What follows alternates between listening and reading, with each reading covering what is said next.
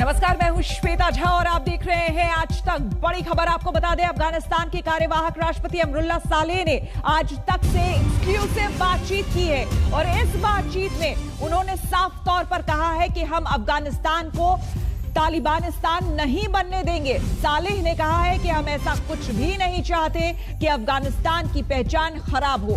उनसे बात की है हमारे सहयोगी गौरव सावंत ने और इस बातचीत में आप साफ पाएंगे कि क्या सोच रहे हैं सालेह अफगानिस्तान के बारे में, अफगानियों के बारे में।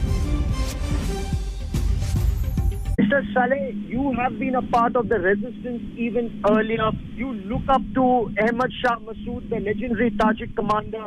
How is the situation different from the first time that you were resisting the Taliban and now? His son, Ahmad Massoud, is currently in the headquarters of his father, and people are rallying around him. I am also here. We have a very united command structure. What is key in situations like this is the motivation. It's the determination of the people. And secondly, it is the organization, command and control structure. And the last is resources. The first two elements are critical, and we have it already. We are not fragmented, we are not disunited, we have a historical unity, and we all carry the legacy of our leader. And we have told the Taliban, the choice will be yours. And if you opt to fight, we will see you. If you opt to negotiate, we do not want the negotiation to be, as I said, a disguise for soft surrender or expression of allegiance or acceptance of the Taliban clerical dictatorship. Absolutely no. So what are your conditions, Mr. Saleh? You are the caretaker president of Afghanistan at this point of time. What are your conditions for this negotiation, sir? Well, it's a situation which has unfolded newly. Unfortunately, the Afghan cabinet has fled, and those who didn't have strong roots in the country have fled. I always wished that the president stayed, and he became a rallying point. He proved himself the other way. He did not remain loyal to his mottos, and he did not remain loyal to his slogans and all the statements he had made to the Afghan people. So it's a new situation, and in this new situation, we are in contact with all those people who matter, and they are ready to put resistance by various means. But to generically tell you our political objective is rejection of the emirate of the Taliban, rejection of the dictatorship, rejection of the grab of power by force. So that is what we reject. What we want is a situation in which the people of Afghanistan must have a say in determining the character of the state. We do not want anything for ourselves. We are not seeking portfolios. We are not seeking positions. We are not seeking incentives. We are not seeking personal favors. None of those things.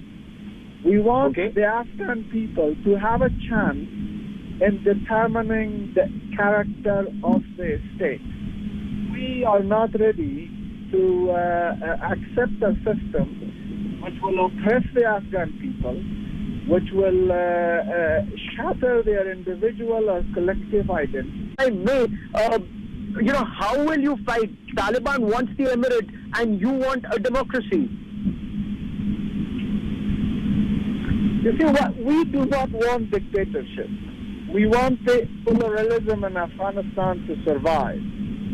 We want the Afghan people to have a say. We want the identity of individuals, of the communities, of all ethnic groups of Afghanistan We want the Afghan fabric, societal fabric, to stay alive. We do not want Afghanistan to become Talibanistan. That's what the Taliban are trying to establish. They're destroying Afghanistan and they want to establish Talibanistan. That will not happen. So our political objectives are very, very clear. We prefer negotiations, but as I said, the negotiations must be very meaningful, and it should not be like Doha style to legitimize the Taliban oppression and not to stop their barbaric military onslaught. Thank you very much. Taliban भले ही काबुल में बंदूक तान कर खुद को बादशाह मान ले, लेकिन वो बागियों की गोली के सीधे निशाने पर है। पंजशीर घाटी को जीतने के लिए जंग जारी है, लेकिन अब तक ये किला उसके आतंक से मुक्त है। खुद को कार्यवाहक राष्ट्रपति घोषित कर चुके अमरुल्ला सालेह इतने बेफिक्र हैं कि जंग के मैदान के साथ साथ वॉलीबॉल के फील्ड में भी वो हाथ आजमा रहे हैं।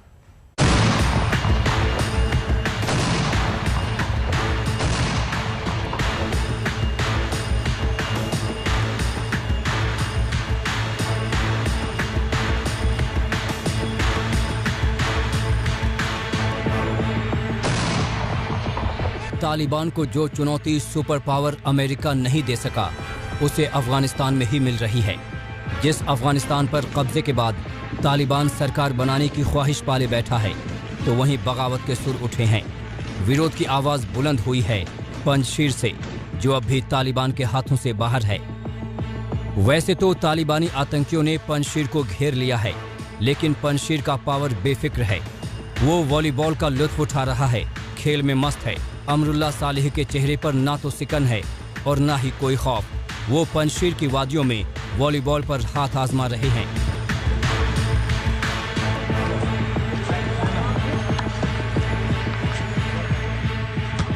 अफगानिस्तान के राष्ट्रपति अशरफ गनी के 15 अगस्त को काबुल छोड़ने के बाद सालेह ने तालिबान के खिलाफ मोर्चा खोल दिया है।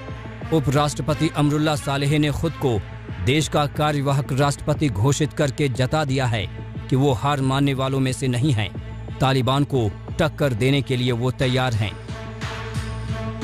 17 अगस्त को अमरुल्ला सालेह ने एक संदेश जारी करके अपने इरादे भी जता दिए। उन्होंने कहा, अफगानिस्तान के संविधान के मुताबिक अगर राष्ट्रपति गैर हाजिर रहता है या फिर इस्तीफा दे देता है, तो फिर उपराष्ट्रपति ही कार्यवाहक राष्ट्राध्यक्ष हो जाता है।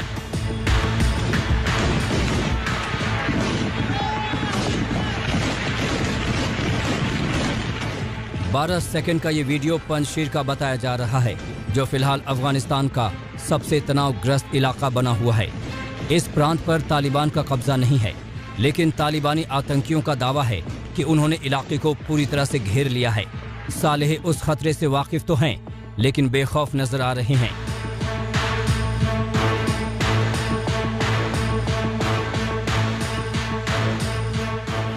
तालिबान से लड़ाई की तैयारियों के बीच अमरुल्लाह और अफगानी लड़ाके अपना मनोबल बनाए रखने के लिए खेलकूद का भी सहारा ले रहे हैं। पंजशीर घाटी की ये तस्वीरें इसकी गवाही दे रही हैं। यहीं पर वो अपने लड़ाकों के साथ तालिबान के खिलाफ रणनीति बना रहे हैं। सालेह ने तालिबान को चेतावनी भरे लहजे में समझाते हुए कहा था कि मैं अपने देश के लिए खड़ा हूं और युद्ध अभी खत्म नहीं हुआ है। जिस सालेह ने तालिबान को खुली चुनौती दी है, उनका जन्म अक्टूबर 1972 में पंजशीर में ही हुआ था। बचपन में ही सालेह अनाथ हो गए। फिर वो तालिबान के खिलाफ लड़ाई लड़ने वाले नेता अहमद शाह मसूद के संपर्क में आए, जिनकी हत्या 2001 में अल-कायदा के आतंकियों ने कर दी थी। पत्रकारों के भेष में आए आतंकियों ने इंटरव्यू के दौरान खुद को बम से उड़ा दिया था, जिसमें अहमद शाह मसूद की मौत हो गई थी। तभी से तालिबान के खिलाफ सालेह के सीने में आग धधक रही है। अहमद शाह मसूद के बेटे अहमद मसूद के साथ मिलकर वो पंजशीर के लोगों के लिए उम्मीद की किरण बन गए हैं। लेकिन पंजशीर युद्ध का मैदान बने उससे पहले खेल का मैदान तो जरूर बन गया है। आज तक ब्यूरो। तालिबान के सामने अमेरिका के पसीने छूट गए और यह आतंकी संगठन दंदनाते हुए सत्ता पर काबिज हो गया। लेकिन सवाल यहां पर यह है कि आखिर पंजशीर घाटी का कवच इतना सॉलिड कैसे है कि यहां पर तालिबानी गोले मिसफायर हो रहे हैं।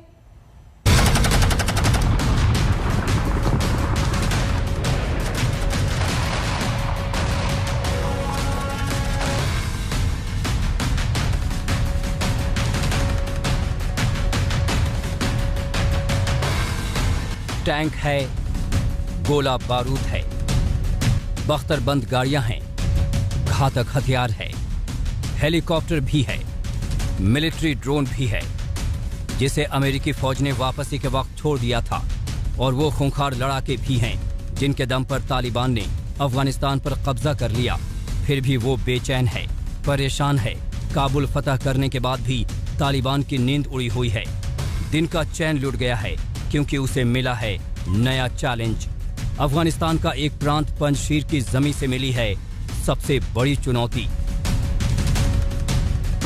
अफगानिस्तान की राजधानी काबुल से करीब 150 किलोमीटर दूर है पंजशीर घाटी।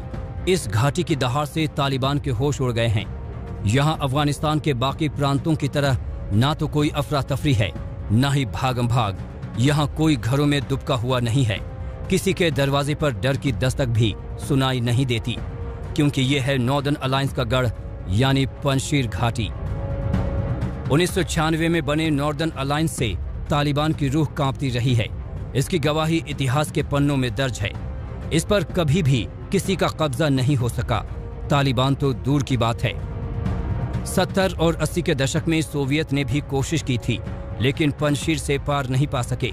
अफगानिस्तान पर जब अमेरिका बम बरसा रहा था, उस वक्त भी पंजशीर अछूता रहा। पहले भी जब तालिबान का शासन रहा, उस वक्त भी पंजशीर पर उसका हुक्म नहीं चलता था। एक बार फिर से अफगानिस्तान पर तालिबान का कब्जा हुआ है, लेकिन पंजशीर आज भी सिर उठाकर तालिबान के सामने खड़ा है। नॉर्दर्न अलायंस के नेता अहमद मसूद पंजशीर में तालिबान के सामने चट्टान बनकर खड़े हैं और अमरुल्लाह सालेह के साथ मिलकर तालिबान को गहरी चोट देने की रणनीति बना रहे हैं। यही वजह है कि ताजिकिस्तान में निर्वासित जीवन बिता रहे अफगानिस्तान के राजदूत जहीर अखबार ने दो टूक कह दिया है कि पंजशीर के लोग आखिरी सांस तक लड़ेंगे। Ahmad Massoud, just like his father, his belief is to have peace, an inclusive peace between all the ethnicities and the people of Afghanistan. The people who are armed in Panjshir aren't armed to attack anyone. They are armed to defend their honor and their rights if attacked by anyone. Taliban हर तरह का हथकंडा अपना रहा है। तालिबान की तरफ से propaganda चलाया गया कि अहमद मसूद समझौता करने को बेचैन हैं। अल्हम्दुलिल्लाह लुसिना पर तक शुक्र हो बसई अहमद मसूद the शहीद मसूद अतल कहरमान कमांडर जाए नन अहमद मसूद सारा टोल का भी बायत हो गई। लेकिन पंजशीर के शेर ने साफ कर दिया कि उनके डिक्शनरी में सरेंडर जैसे शब्द नहीं हैं। मैं अपने गढ़ में हूँ, मैं अपने इलाके पंजशीर घाटी में हूँ। पंजशीर घाटी के लोग पूरी तरह एकजुट हैं। वो घाटी की रक्षा करना चाहते हैं। वो लड़ने को तैयार हैं और किसी भी अधिनायकवादी सत्ता के खिलाफ खड़े हैं। अहमद मसूद के इस बयान ने तालिबान के इरादे पर फिलहाल पानी फेर दिया है। अफगानिस्तान के 34 प्रांतों में से एक पंजशीर घाटी है, जिसे 5 शेरों की घाटी भी कहते हैं। इसकी आबादी 1.5 लाख से ज्यादा है। पंजशीर के लोगों में अपनी जमीन बचाने का जज्बा कूट कूट कर भरा हुआ है। यहाँ के लोगों को जंग से डर नहीं लगता, लेकिन अब हालात ऐसे हैं कि यहाँ की फिजा में कभी भी बम बारूद की गंध भर जाएगी। ऐसे में देखना दिलचस्प होगा कि जिस तालिबान ने कत्लो गारत करके अफगानिस्तान पर कब्जा कर लिया, क्या वो पंजशीर में अपना झंडा लहरा सकेगा। आज तक ब्यूरो। रुकेंगे छोटे से ब्रेक के लिए, बने रहे हमारे साथ, देखते रहिए आज तक।